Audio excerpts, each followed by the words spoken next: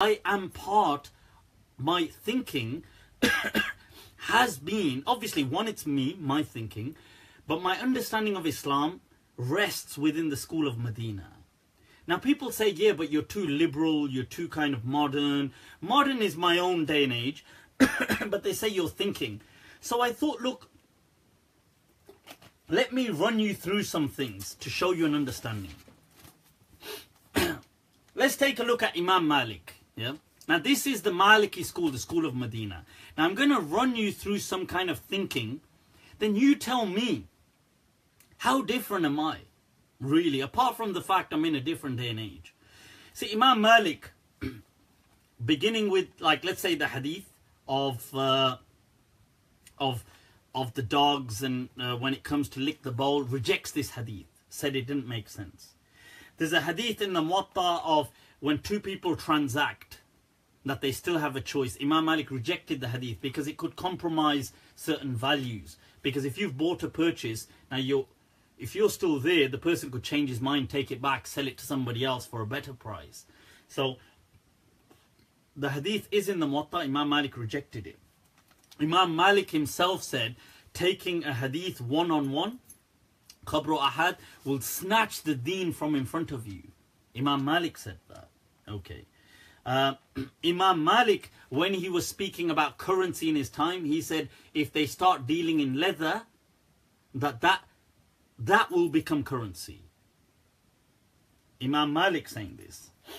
Imam Malik, when he was asked about people practicing incest, he said, if that's their way of life, that's we do, and we've got control over them. He said, we don't get him. Now check, I'll actually read that to you guys, because in the past people said to me I was lying. This is the Mudawwana Fatawa of Imam Malik. Now Imam Malik is asked in this.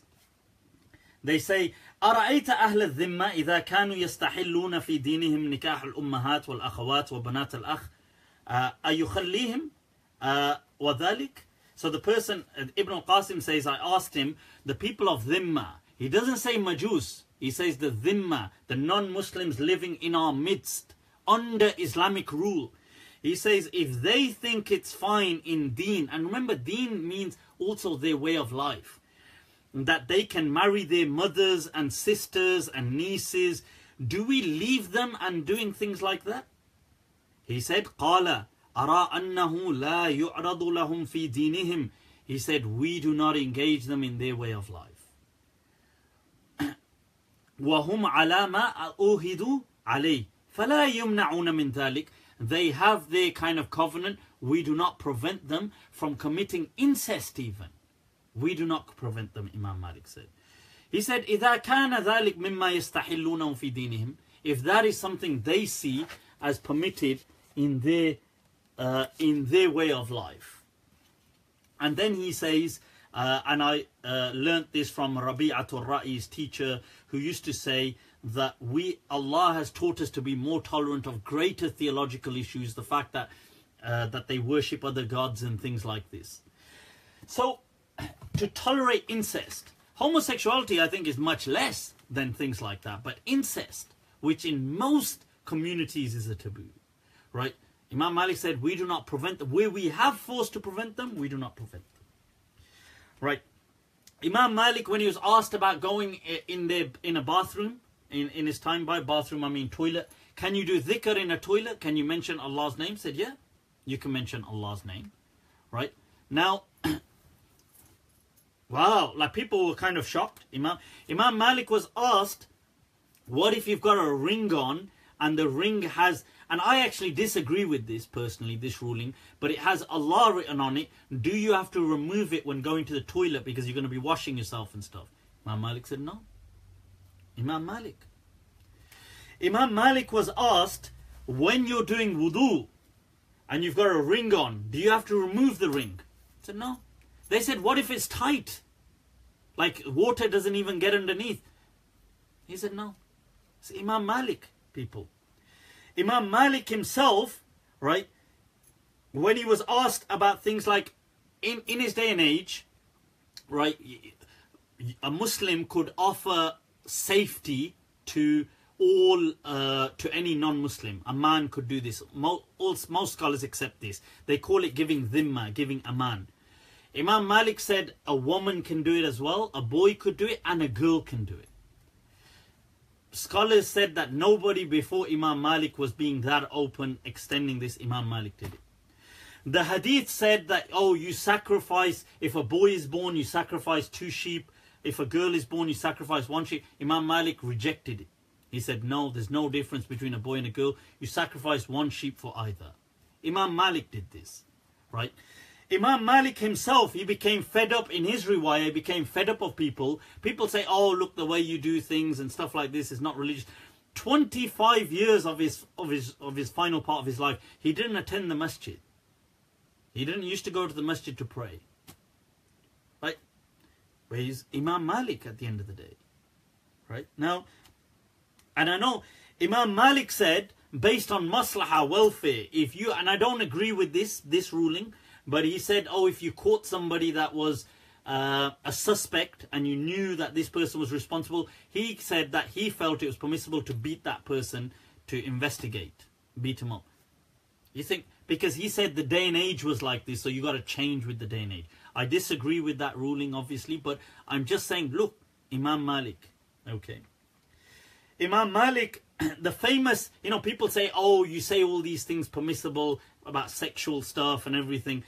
And they said, they made this big deal about me quoting that, the anal sex issue. And I never said that I'm promoting it. I was just quoting the diversity. Who said that I was permissible? Imam Malik.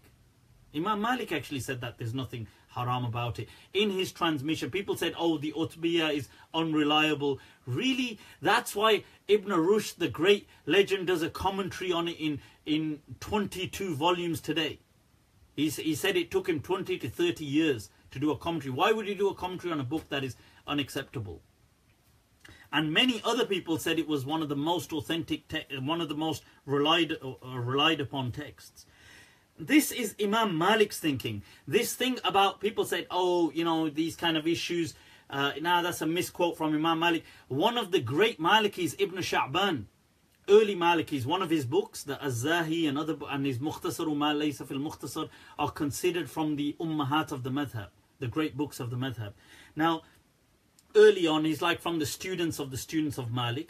He wrote a whole book in defense in his time for things like anal sex. A key person of the madhab. Ibn Arabi quotes it in his when he's discussing it in his commentary on hadith, that Ibn Sha'ban wrote that book. He's a Maliki. You've got people like Abu Muhammad al-Asili, who the great muhaddith of Al-Andalus over 1,000 years ago, said it was permissible. Sorry, it wasn't haram, it was makruh, maybe disliked. Ashhab, the student of Malik. Now, what I'm trying to say is, people say to me, for discussing things, how can you be Malik? These people, am I not quoting Malikis to you? And I apologize if this part is coming across a bit kind of whoa, but people say, oh, one of the first people to speak about oral sex in the Islamic tradition was who? Asbagh ibn Asbagh, the student who was around in Imam Malik's time and the student of Imam Malik. To the extent when Hanafis and other people started saying, oh, when a couple are together, you can't even look at the private parts of your partner because it might make you blind and stuff like this. To take away metaphor, his actual wording was what? He said that يَجُوزُ لَهُ أَن يَلْحَسَهُ بِلِسَانِهِ. He can, I mean, sorry to be, vulgar, but this is, I suppose, لَا حَيَاءَ فِي الدِّينِ. There's no haya in the matters of deen. That he said he can lick it with his tongue. Like, just to show. This is going over 1200, great Maliki of his time. They said that he was like the whole madhab relied on him in his age, and he's from the student of Maliki. And you condemn me for being different, for saying certain things. When Asad ibn al-Furat, the student of Imam Malik, who was responsible for the creation of this book, Mudawwana, when he was asked by his ruler, the Amir, that who wanted in that day and age, the golden age when they had all the concubines, he wanted to take several of his concubines into the steam room with him, their kind of hammam. He gave the fatwa that it was permissible. Asad ibn al-Furat, the great Maliki, Asad ibn al-Furat. And you guys criticize, like, and I'm just saying these kind of things that, oh, people say, oh, you know, this Mufti is coming up with all these things. Nobody had said this before. Ibn al-Majishun, the student of Imam Malik, they asked him, oh, can you, if a person, I'm sorry if these things are coming off like this, but when they asked him, oh, if a person has many wives or many concubines, can you sleep with them all together? Even if it's not sexual, but I mean, what I mean is, but they're all together in one. Ibn al-Majishun said, yes, there's no problem with things like this. And they criticize, they're saying, I'm coming up with a modern kind of thought. You see? Now, what about Ibn Habib and Al-Lakhmi when discussing the matter of somebody who gets married? They say if it's newly married, for 7 days he doesn't even leave his property. From Ibn Habib they transmit, he doesn't even go to pray, like he can pray at home, he prays whatever. They say he doesn't la yakhruj, doesn't go out for Jummah, doesn't go to, he just stays with his intense passion. That's all it should be. But the thing is, this is from Lakhmi, they transmit it from Ibn Habib that he doesn't do this. What about the fatwa when they said a woman, a bride who because she's done up her hair, right? Al-Lakhmi transmits this, and other ulama, that she doesn't need to wash her hair for up to 7 days when she's doing ghusl, because it's going to waste money on the hair. These are Maliki legends, and they're saying my being lenient is modern. This is what they try to come up with. When it came to matters of music, Ibn al-Arabi, Al-Qadi Abu Bakr Ibn al-Arabi says, there's nothing I find in the Quran or Sunnah that says it's haram. From 900 years ago, from Muslim Spain. Ibn Abdul Rabbi, once again a faqih, Maliki faqih from Spain. You've got people like Muhammad ibn Abi Isa, who was the key judge of an entire region from Muslim Spain, Maliki, said music was absolutely permitted. The Qadi from Muslim Spain, Muhammad ibn Ishaq ibn Salim. These people, and they're saying that I'm different, I'm not from this tradition. How different am I in my thinking? Ibn Abi Zayd wrote a book in his time saying that the awliya don't do karamat. The whole world went mad at him. And then they say, oh, he kind of took it back because people create all this emotional blackmail, all this stress. Baqilani, they say he did something like that. In fact, Ibn Battal, who is around the same kind of time just after, from Muslim Spain, the great Maliki, has his commentary on Bukhari. He does inkar of karamat like that. He says karamat, these miracles can only happen within worldly means. How different am I ask you? In the hadith in Bukhari, when they say water came out of the Prophet's hands, Anas transmits this from Hudaybiyah. Ibn Battal says that this is gharib. He says this hadith doesn't really add up, or it's not really that reliable, because why would only one person from Hudaybiyah transmit this when there's over 100 people there? Why is only one person, Anas radiallahu anhu, saying this? He's from over 1,000 years ago. Ibn Battal, the great Maliki. How different am I? I ask you, I mean, these things, you know, when people say, oh, he follows different opinions, he does these things. Shaykh Ghabrini, great Maliki, who's known, by the way, as a muhaqqiq, says, I asked my teachers that every opinion a scholar has in the madhab, does that become an opinion within the madhab? Or is that separate? And he says, I went to one scholar who says, no, you can't take different opinions within them. They're different opinions, but the madhab doesn't have that. He says, then I went to my teacher, Abul Qasim ibn Zaytun, who's a great Maliki of his time. And he said, yes, every qawl of every Maliki scholar in the madhab is a qawl within the madhab of Imam Malik. How different am I ask you? This is what, if you go to YouTube and watch Sheikh Muhammad Rugi, one of the leading Maliki dons in the world today, on he's giving a lesson in Morocco, and I was there at that time. At his lesson, and then went to his home with him afterwards. He's covering Bidayatul Mujtahid. He was the grand sheikh of the Qarawiyyin. He says in that lecture, he says every qawl, the qawl of Ibn Rushd, is a qawl in the madhab. How different am I ask you? Right now, when people say, oh, things like, oh, he's lenient on prayers, Taraweeh, look at people like Lakhmi. Abul Hasan al-Lakhmi, who, by the way, the Malikis quote Khalil. The first person Khalil relies upon for his interpretation of the Mudawwana in his Mukhtasar is Lakhmi. And he's the teacher of Mazhab. People say Imam Mazri never disagreed with the madhab. That may be, but his teacher was Abul Hasan al-Lakhmi, who disagreed so much that the poet said, he said to the girl, he said, لَقَدْ هَتَكَتْ قَلْبِي سِهَامُ جُفُونَكِ, that you're kind of, the arrows of your eyes have shredded my heart. Like he says to this girl, كَمَا هَتَكَ اللَّخْمِ مَذْهَبَ مَالِكِ, and the way Lakhmi has ripped the Maliki madhab to shreds. And he has his famous book called the Tabsira. And right, you can't see it here, but there it is. It's on that shelf. It's that whole, all those books you can see there, those volumes. That's his Tabsira. Now, by the way, he gave a fatwa. I'm not saying I agree with it. Lakhmi gave the fatwa that if based on maslaha, welfare, if a ship was sinking, you could chuck off 1/3 to save 2/3. Modern for its age, yeah. And he's from about 1,000 years ago. That's crazy, that fatwa is. He said based on the welfare, what the hell? I mean, I would go with it as long as I'm within the 2/3 and not the 1/3. So how different am I? You know, when you say, oh, he's modern, he's thinking, is that not modern for its time? Thinking like that? Lakhmi said that, oh, when it comes to tayammum, if you do tayammum, hadath goes away. You don't need to repeat wudu and ghusl later on. People say there's ijma' and stuff like this. Lakhmi said no. How different am I?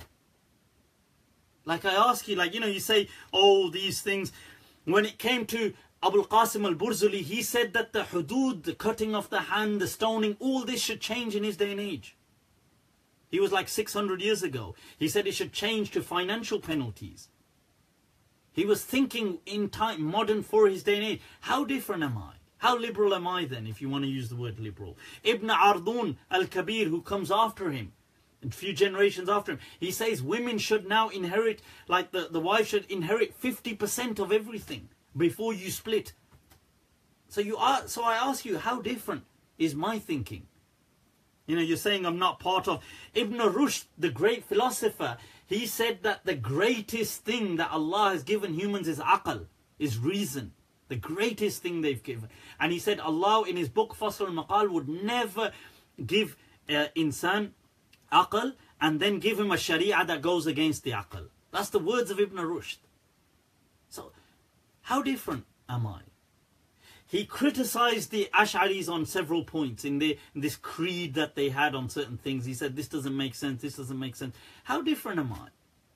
He said that insan in essence is consciousness.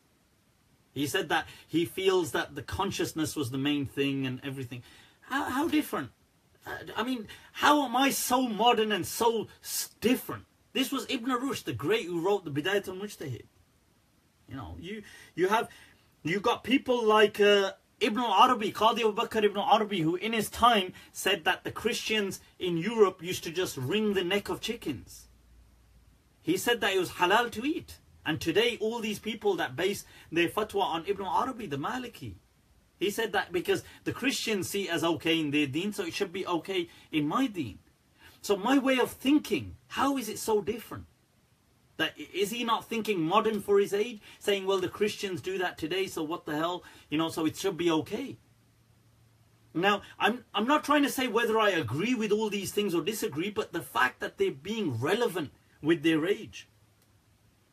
When Muslims were being persecuted in Spain after Ferdinand and Isabella took over, and Waharan gave the fatwa that they don't need to migrate, that they can just pray with ishara, they can just look, and if they can't do tayammum, they can just look at a wall, and if they can eat ham, and they can do all these things, and they can marry non-Muslims. He said they weren't obliged to migrate. How is that thinking not modern and mine only modern? How is that not liberal and only I'm liberal? You see, the scholars sealed off the Sharia with this part of this Aqidah talk, because there's this whole discussion on, is X good because God commanded it, or did God command X because it's good? It's the classical debate called the divine commandment theory. Now the scholars got caught up in it, and they gave the ruling, the Ash'aris and all, that there is no such thing as good. that only whatever God said, therefore it's good. Then they realize down the road that they've kind of like, this is a bit of a uh-oh. Because now killing isn't really bad, it's only bad because Allah said it. So the Malikis kind of, right, the Malikis here kind of did istidrak. They kind of caught on to it, like tried to fix the situation and salvage it by opening up the whole discussion on maqasid, objectives of the Sharia. The Malikiya introduced this. Imam Shatibi, they really is expansive work. Al-Allal al-Fasi, Ibn Ashur, these are the people who wrote on maqasid that you can turn away from certain rulings based on maslahah. So how am I so liberal and how am I so disconnected from this legacy when you think about it? When the Malikis, when they were asked things like, people say making things easy, if a woman had irregular cycles or irregular bleeding, the Malikiyya, the Iraqiyin said that doesn't even break her wudu. Doesn't even break her wudu. Like, how was that not making ease? The Iraqiyin used to say, by the way, it's one of their principles that Khabrul Ahad is rejected if it goes against if it goes against reason or the established principles, if it goes against Qiyas or the Qawa'id. This was the Iraqiyin, the whole school within the Malikiyya. When it came to a woman traveling on her own, Abu Walid al-Baji said that 1,000 years ago she could travel on her own if she goes in a caravan, it's fine. How is my way of thinking so modern all of a sudden? And theirs wasn't for their day and age. When the Malikiyya said that a woman can pluck her eyebrows even if it comes in the hadith, they said that's talking about a woman in her iddah. She can do that. When Qarafi and Ibn Zayyat argue for how can tattoos be haram, they say tattoos, we don't think they're haram. These are all Malikis I'm quoting to you. How is my thinking really so different? When Ad-Dardir and the Suqi and these people write in their books, this is their main, the mashhur of the madhab, they write wearing a niqab is ghulu, extremism. They say fi salah or fi ghayriha, whether it's in salah or outside salah. How is that so different from my way of thinking? And this, and even Shaykh Ahmed Taha Rayyan has the same thing on YouTube saying that. Now my point is that this, I'm trying to show, Ibn Ashur writes this about miracles. People say, oh, his way of thinking about miracles. He writes about the moon splitting. I've gone over that, saying this doesn't mean the moon actually split. He writes about it, and he problematizes the second coming of Jesus, by the way. And these people that wrote an article, they misquoted him. Absolutely. He says every time he mentions anything to do with Jesus, if you were to take this literally and believe it, but he problematizes the second coming of Jesus. And these other things. And he says like, oh, miracles, like he always explains them. And people say, well, oh, you know, and he did all these things. He says that jinn can't possess people. There's no such thing as magic. This is Maliki ulama I'm quoting to you. But people will try to dissociate me from them to make me a soft target. So, oh, he's isolated. He's with Muhammad Abdu. Why? I'm telling you these people. I'm quoting them to you. Right? So, and look, to the extent Ibn Ashur went to the extent to even say about mut'a, and I spoke about that. Sheikh Ju'ayyid, who went to the extent to say about organ donation and stuff like this is permissible. So why, you know, am I highlighting all of these things? I'm highlighting them to show that, look, this tradition, this, especially the Maliki school, it's had this huge thing of basing things on welfare, on being of the time. Yes, and there's been many people in there that sometimes haven't been like that. I accept that. There's been kind of dogmatists and people like that. I accept that. But all these people are examples who in their day and age were seen as being modern for their day and age. Because that's what Islam